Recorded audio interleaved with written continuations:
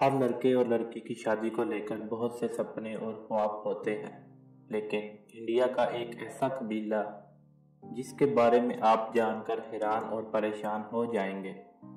India का एक छोटा सा गांव जो दहेड़तन के पास ही वाक़या है।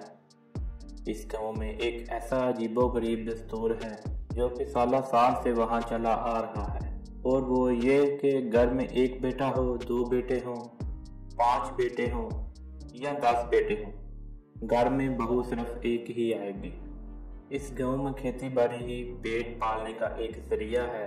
यहाँ गांव के लोगों का कहना है कि हम इस रस्म रिवाज को इसलिए अपनाते हैं कि आने वाले वक्तों में खानदान की ज़मीन का बंटवारा ना हो जाए।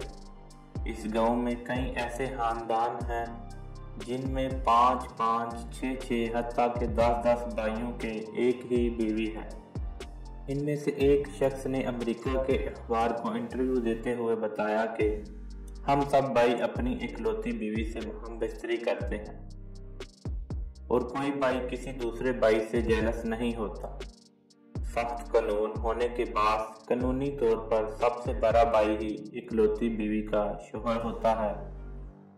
और सबसे हैरानकुन बात यह है कि किसी बाप को अपने बच्चे या किसी बच्चे को अपने बाप का पता नहीं।